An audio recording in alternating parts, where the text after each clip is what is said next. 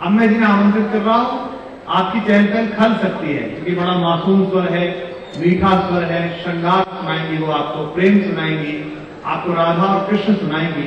मथुरा से हमारे बीच पूनम वर्मा उपस्थित हैं और उनके लिए माहौल कम से कम ऐसा बने कि आप सबने ये आश्वस्त है कि आप सचमुच सुनने की मानसिकता में हैं।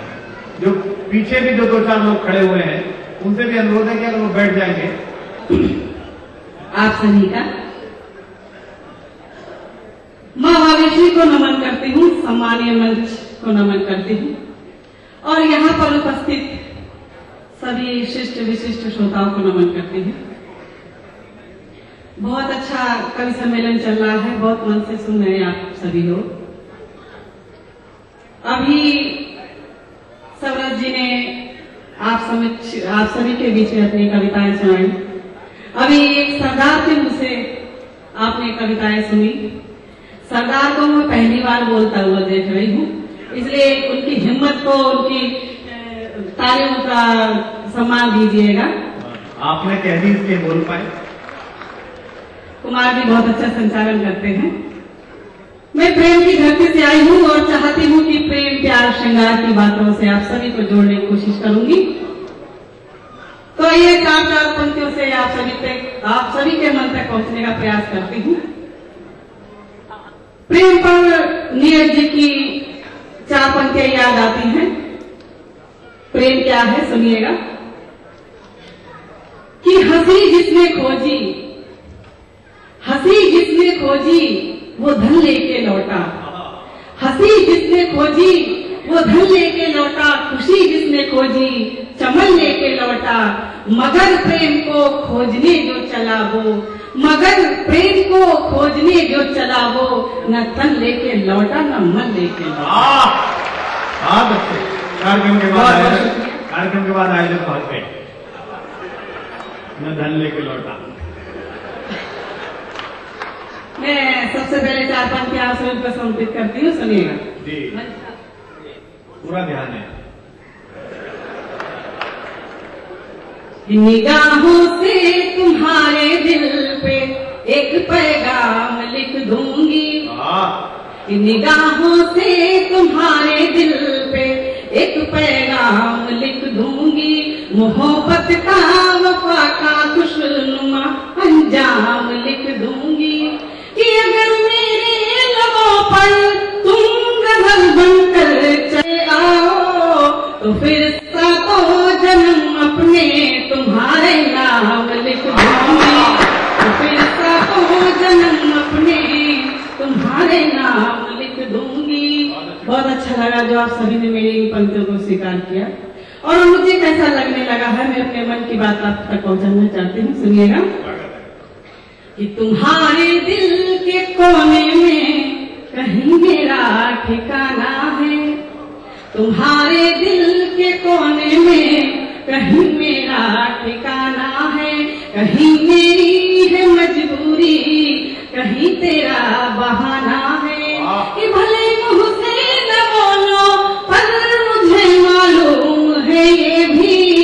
और मैं दावा करती हूँ आखिरी पंक्ति पर जो लोग मेरी बात समझ जाएंगे मेरे साथ गायन में पंक्तियां आप तक पहुंचाती हूँ, सुनिएगा कि तुम्हारे दिल के कोने में कहीं मेरा ठिकाना है, कहीं मेरी है मजबूरी कहीं तेरा बहाना है, कि भले मुँह से न बोलो पर मुझे मालूम है ये भी। इधर मैं भी दीवानी हूँ उधर तू भी दीवाना है, इधर मैं भी दीवानी हूँ उधर तू भी दीवाना है। कुमार जी बहुत अच्छा संचालन करते हैं, मैं उन्हें जब जब देखती हूँ मेरी भावनाएं क्या है उनके प्रति, आप सभी अगर सब लोग इजाजत दें तो मैं अपनी भावनाएं उन तक पहुंचाना चाहती हूँ।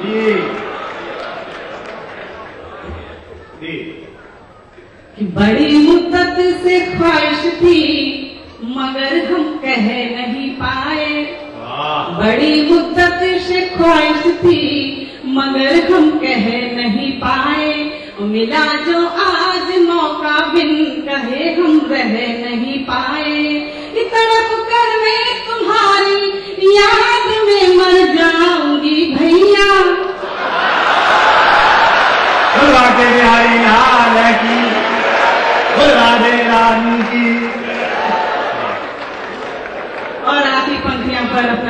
दीजिएगा। कि बड़ी मुद्दत से ख्वाहिश थी मगर हम कह नहीं पाए, मिला जो आज मौका बिन कहे हम रह नहीं पाए। तरफ करने तुम्हारी याद में मर जाऊंगी भैया, अगर इस बार राखी पर बहन के घर नहीं राखी पर यहीं से बात करूंगा, राखी तक वहीं रहूंगा। चलिए बहुत अच्छा लगा। ये और मैं उत्तर प्रदेश से आए हैं, वहाँ काशीराम की जिंदगी भर मायावती को बहन जी कहते रहे। हाँ बहन जी,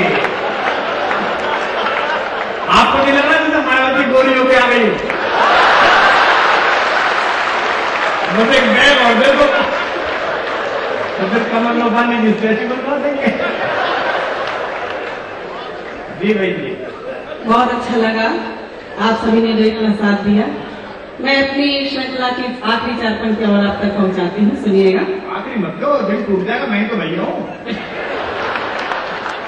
बाकी तो वही है, समझ रही हो। चलिए मैं आप तक 4 पंक्तियां और पहुंचाती हूँ। कि दीवानी गंध बन करके दीवाना ढूंढ लेती है, और किसी की आंख का शातिर निशाना ढूंढ लेती है। पिघलती बर्फ ने पर्वत शिखर से यूं कहा हंसकर, नदी खुद ही समंदर का ठिकाना ढूंढ लेती है, नदी खुद ही समंदर का ठिकाना ढूंढ लेती है। बहुत अच्छा लगा जो आपने मेरी पंक्तियों को इतना साथ दिया। आइए काव्यांजलि से कुछ शेर आप तक पहुंचाने की कोशिश करती हूँ। मंच पर आदरणीय संपत जी बैठे हुए हैं, और जो संचालन कर रहे हैं वो भी बैठे हुए हैं। वही होगा तो कभी संपत जी।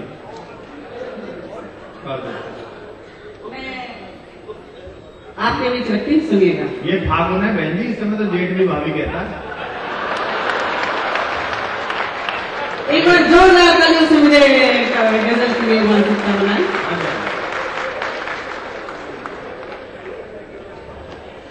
कि नजर जो मिलती तो जान लेते, नजर जो मिलती तो जान लेते, तुम्हारे दिल में हुजूर क्या है, जो तुमने पलकें झुकाए रखी, जो तुमने पलकें झुकाए रखी, तो फिर हमारा कसूर क्या है, जो तुमने पलकें झुकाए रखी, तो फिर हमारा कसूर क्या है।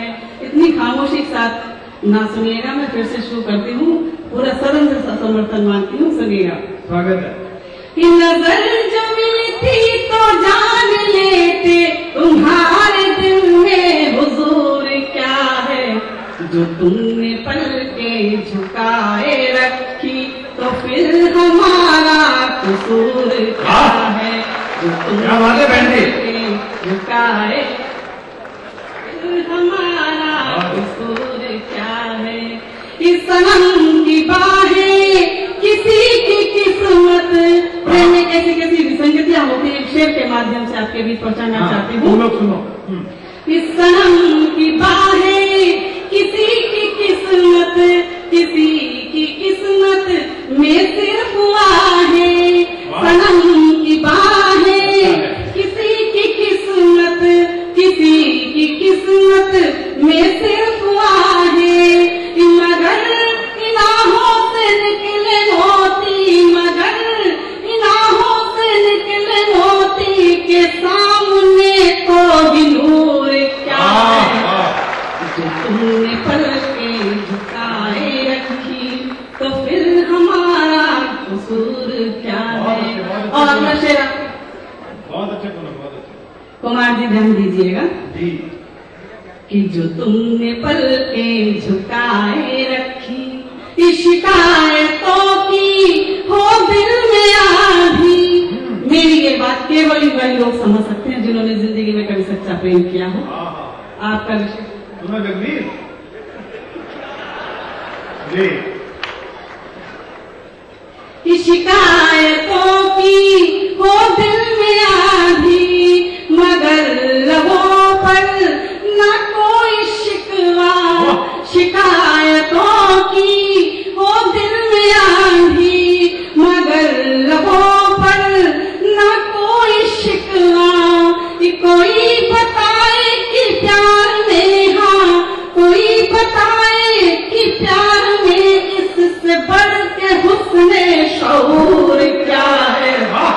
जो तुमने करके झुकाए रखी तो फिर हमारा कसूर क्या है। बहुत अच्छा लगा जो आप लोग इतनी तालियों से समर्थन कर रहे हैं। और मुझे यहाँ पर लग नहीं रहा है यहाँ पर कविता को जानने वाले समझने वाले लोग बैठे हुए हैं। मैं अगला शेर आपके बीच रखती हूँ, उसी तरह इनसे साथ दीजिएगा। सुने कि जो तुमने पल के झुकाए रखी, कि सुना है कहते जमाने वाले कि दूरियों से है प्यार बढ़ता। सुना है कहते जमाने वाले कि दूरियों से है प्यार बढ़ता। कि करीब आओ तो मैं भी देखूं, करीब आओ तो मैं भी देखूं, मेरी मोहब्बत में नूर क्या है। अब केवल 3 महत्वपूर्ण कवि शेष हैं। बहुत मन के साथ आपने सुना है और लगातार हर कवि के बाद चहल पहल होती है। कुछ लोग अंदर आते हैं, कुछ लोग खाना लेके आते हैं, कुछ लोग बैठते हैं। ये हमें भी समझ में आ गया कि इसमें ज्यादा श्रम करने की जरूरत नहीं है। या आपके प्राकृतिक कार्यक्रम है जो आप करते ही होंगे, इसमें ज्यादा ऊर्जा लगाने की जरूरत नहीं है। हमें समझ में आ गया। मैं जिस कवि को बुला रहा हूँ वो भी बड़े अंग्रेजी में जिसे कहा जाता है टची है, व्यंग के कवि हैं, बहुत धीमे से अपनी बात करते हैं। ज्यादा नहीं सुनोगे तो ज्यादा नहीं सुनाएंगे, लेकिन आप सुनोगे तो आपका फायदा होगा। अब मैं एक पंक्ति का व्यंग पढ़ रहा हूं ताजा, आपके ठाके और तालियां बताएंगे कि आप व्यंग सुनने की मानसिकता में है या नहीं है। अभी से कहां से ताली बजेगी, आपकी तालियां बताएं कि आप व्यंग सुन सकते हैं। आज मैं जब उतरा एयरपोर्ट पे तो मुझसे एक नेताजी मिले, उन्होंने मुझसे कहा कि पक्की खबर है कुमार जी सरकार गिरेगी। मैंने कहा वो तो ठीक है पर कितना। इतने ही लोगों के समझ में आया। तो यही बात है कि थोड़ा सा दिमाग लगाना पड़ेगा व्यंग में, तब आप व्यंग तक पहुंच पाएंगे। भाई सुरेंद्र सुकुमार अलीगढ़ से आए हैं। अलीगढ़ जो अपने तालों के लिए मशहूर है, लेकिन आप समझ लीजिए कि ताला कितना भी कठोर हो, उस पर हथौड़े मारे जाते हैं वो नहीं खुलता, लेकिन चाबी जाती है तो वो खुल जाता है। क्यों? क्योंकि चाबी उस पर वार नहीं करती, चाबी धीमे से प्रवेश करती है, उसके अंदर दिल को छूती है। अगर आप किसी का दिल छू लेते हैं तो कठोर से कठोर ताला खुल सकता है। एक बार अपनी तालियों का ताला खोलिएगा, जोरदार तालियों के साथ आमंत्रित कीजिएगा सुरेंद्र सुकुमार जी से। और माइक को कौन ऊंचा करेगा बताओ। थोड़ा सा मैं ये चाहता हूं कि आप थोड़ी सी ऊंचाई पर आए। ऊंचाई से मतलब ये नहीं कि आप मेरे जितने ऊंचे हो जाए। अब तक आपने दिल की रचनाएं सुनी जो दिल से लिखी जाती हैं। ये गीत जो है दिल से लिखे जाते हैं। और हमारे वीरस के कवि बैठे हैं, ये भी इनकी कविताएं भी भाव से दिल से लिखी जाती हैं। व्यंग दिमाग से लिखा जाता है, तो दिल से दिमाग थोड़ा ऊंचा होता है। मैं चाहता हूं कि आप थोड़े दिमाग तक की यात्रा करें मित्रों। असल में क्या है कि जब ये वीरस के कवि कविता पढ़ते हैं तो होता क्या है, क्योंकि दिल से लिखते हो और आप इतने ज्यादा उत्तेजना में भर जाते हैं, इतने ज्यादा उत्तेजना में कि बहुत उत्तेजना में आप दुश्मन दुश्मन दुश्मन कहां है, दुश्मन कहां है, दुश्मन, और दुश्मन होता नहीं है सामने। और ये गीतकारों का काम है। गीतकार भी आपको इतना श्रृंगार में डुबा देते हैं कि आप कहते हैं कहां है ऑब्जेक्ट, ऑब्जेक्ट कहां, करना क्या है। व्यंग थोड़ी देर में समझ में आता है, जैसा कभी मुझे लगा। तो इसमें कोई शर्माने घबराने जैसी बात नहीं है। पड़ोस का व्यक्ति ताली बजा रहा हो तो आप भी ये काम कर सकते हैं। और जो लोग अपनी पत्नियों के साथ आए हों, सॉरी पत्नी के साथ, नहीं हमारे तो प्रदेश में क्योंकि मुख्यमंत्री भी दो रखते हैं, इसलिए हमारी जुबान की बात आ जाती है। जो लोग अपनी पत्नी के साथ आए हो उनकी तो समझ में चाहे आए चाहे नहीं आए, खूब जोर से ताली बजाएं, खूब जोर से हंसे, कम से कम पत्नी तो ये समझ सके कि इन्हें समझ में आ रहा है।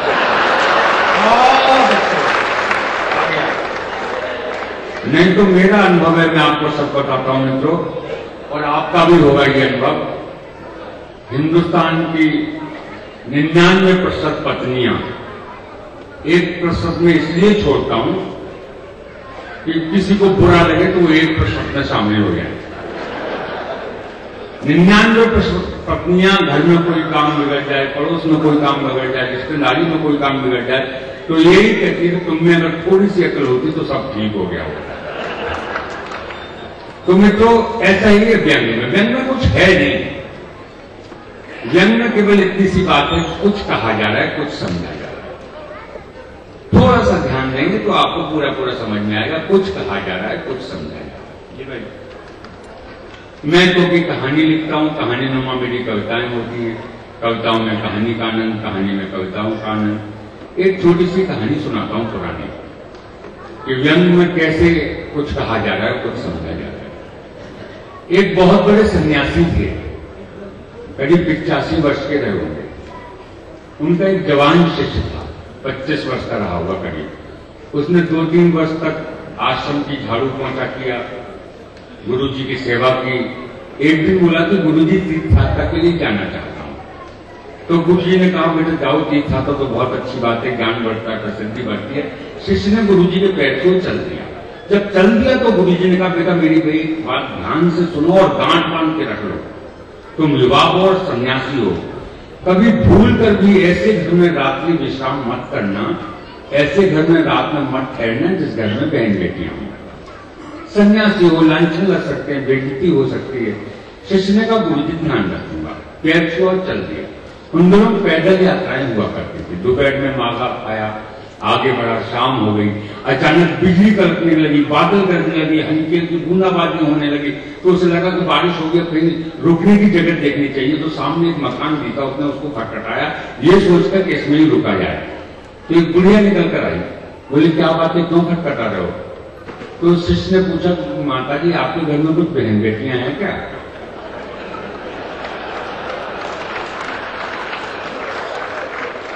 मैं कुछ एक पंक्तियां सुनाता हूं, कोशिश करता हूं। आप बहुत देर से कविताएं सुन रहे हैं, 4-5 घंटे हो गए हैं। अपने रंग में आता हूं, लेकिन उससे पहले पंक्तियां सुनाता हूं ताकि आप मुझे महसूस कराएं कि आप सुने। जो पीछे से लोग बोल रहे हैं वो पीछे से ना बोले, आयुर्वेद में से बीमारी कहते हैं।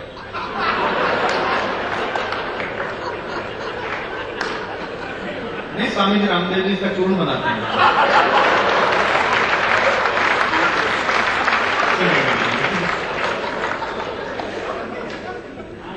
कि किसी के दिल की मायूसी,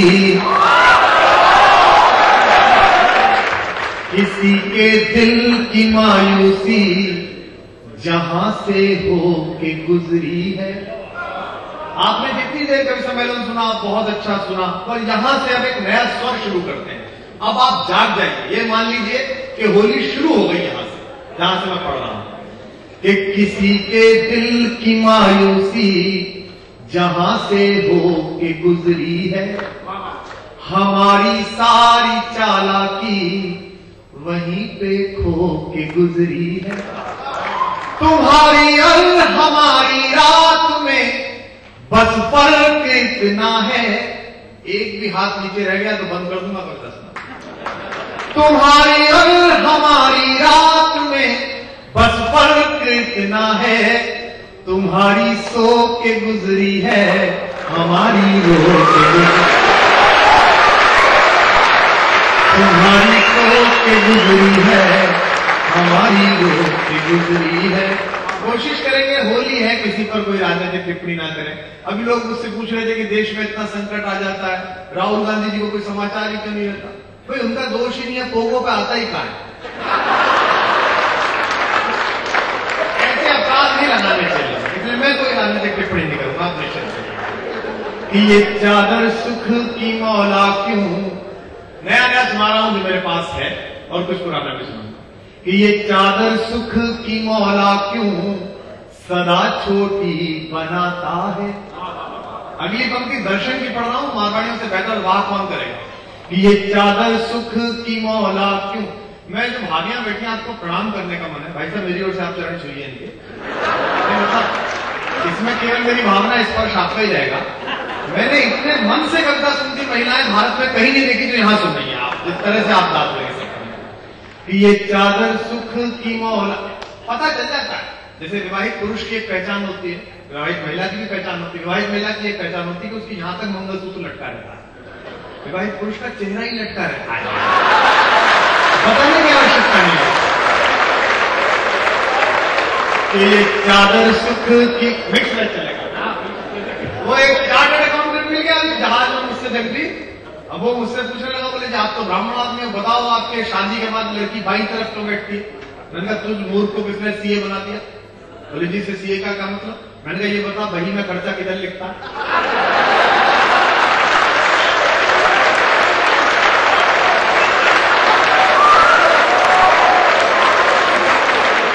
मैं बाई तरफ लिखता हूं।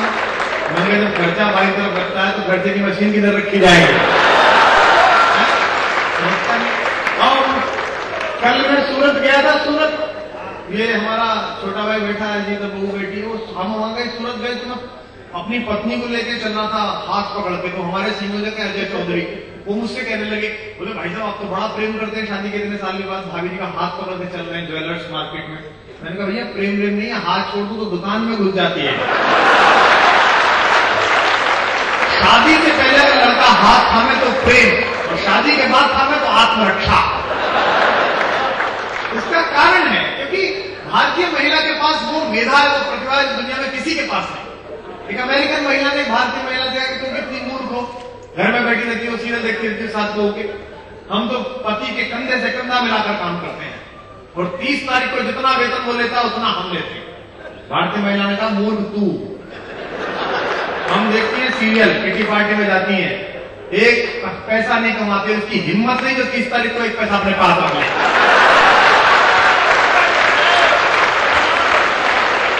अब बताते हैं कौन है कि तू। तो ये वो भारत है। मैं आपको क्या सुनाता हूं, सुनेगा कि ये चादर सुख की मौला क्यों सदा छोटी बनाता है।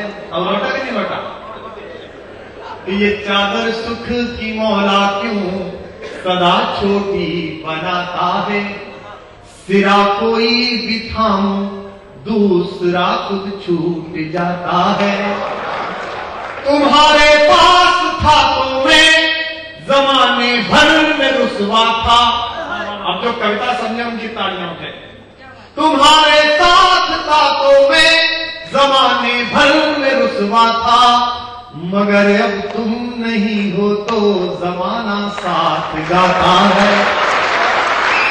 मगर अब तुम नहीं हो तो जमाना साथ गाता है। कौन क्या सुना रहा हूं सुनेगा कि मेरे जीने में मरने में तुम्हारा नाम आएगा। बात करो। स्वामी रामदेव जी भी कहते हैं करने से होता है। कि मेरे जीने में मरने में तुम्हारा नाम आएगा। मैं सांसें रोक लूं फिर भी यही इल्जाम आएगा। हर एक धड़कन में जब तुम हो तो फिर अपराध क्या मेरा। एक पंक्ति कविता की पढ़ रहा हूं तो पूरा सदन दास देवरू वैसा आपको समर्पित करता हूं। हर एक धड़कन में जब तुम हो तो फिर अपराध क्या मेरा। अगर राधा पुकारेगी तो फिर घनश्याम आएगा। अगर राधा पुकारेगी तो फिर घनश्याम आएगा। ऐसे लग रहा है जैसे राधा ही नहीं पहनी है।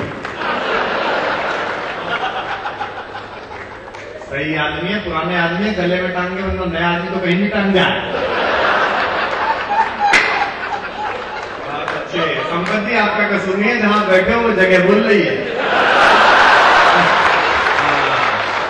मतलब बाधा बोलो तो मुंह से बाधा निकलना रास्ता कि कोई किसी पत्थर में मूरत है, कोई पत्थर की मूरत है। जानिए जरा कि किसी पत्थर में मूरत है, कोई पत्थर की मूरत है। लो हमने देख ली दुनिया जो इतनी खूबसूरत है। जमाना अपनी समझे पर मुझे अपनी खबर ये है। अगर मुंह से आधी पंक्ति निकल जाए तो तालियों का महोत्सव कर देना। जमाना अपनी समझे पर मुझे अपनी खबर ये है। तुझे मेरी जरूरत है, मुझे तेरी जरूरत है, तुझे मेरी जरूरत।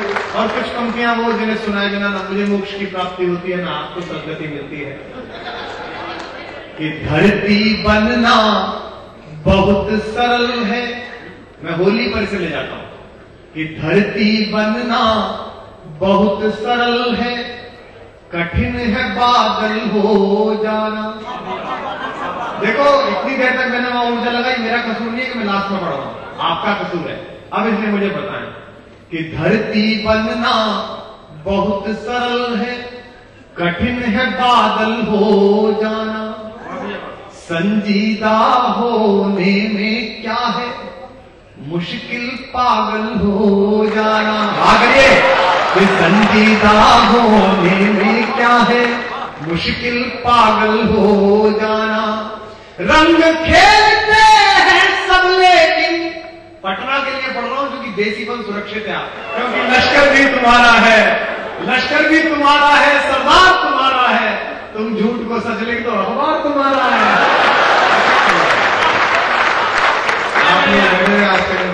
क्या खबरें छपती हैं इनकी, आदिवासी महिला से छेड़छाड़, हमारे विशेष संवाददाता द्वारा। सखियों संग रंगने की धमकी सुनकर क्या डर जाऊंगा। अगली पंक्ति में कन्हैया बोले तो जरा होली पैदा करो यार इस बात में। कि सखियों संग रंगने की धमकी सुनकर क्या डर जाऊंगा। तो तेरी गली में क्या होगा ये मालूम है पर आऊंगा। तेरी गली में क्या होगा ये मालूम है। जंगली राठी फूल फेंक रहा है कि तेरी गली में क्या होगा ये मालूम है पर आऊंगा। भीग रही है काया सारी खजुराहो की मूरत सी। आगे के भीग रही है काया सारी खजुराहो की मूरत सी। इस दर्शन का और प्रदर्शन मत करना मर जाऊंगा।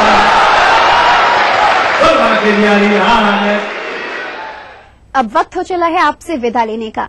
अगर आप हमें कोई सुझाव देना चाहते हैं तो आप हमें लिख सकते हैं महफिल@etv.co.in पर।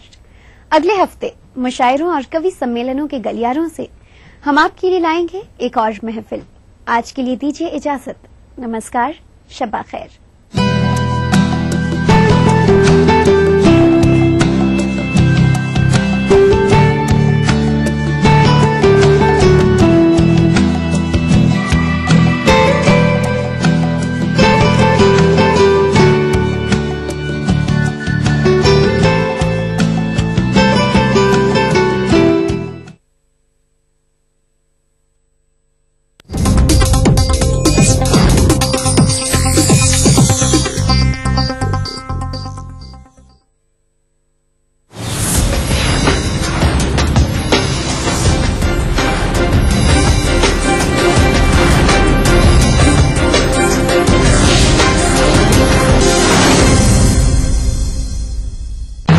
आने वाले 10 साल में बिहार देश का सबसे ज्यादा विकसित राज्य बनेगा, ये कहना है बिहार के राज्यपाल डी.वाई. पाटिल का। वे सपरिवार बोधगया के महाबोधि मंदिर में भगवान बुद्ध की पूजा करने पहुंचे थे। उन्होंने कहा कि उन्हें भगवान बुद्ध की ज्ञान भूमि बोधगया में आकर काफी शांति मिली। इसके साथ ही उन्होंने बिहार सरकार और राजभवन के बीच भविष्य में अच्छे संबंधों के लिए आशा जताई। पिछले कुछ सालों से विकास दर के मामले में चैंपियन बिहार इस दफे पटखनी खा गया है। शिवराज सिंह चौहान की अगुवाई वाले मध्य प्रदेश ने बिहार को पछाड़ दिया है। साल 2012-13 के लिए जारी किए गए आंकड़े इसे बयां कर रहे हैं। हैरानी की बात यह है कि प्रति व्यक्ति आय में भी बिहार सबसे पीछे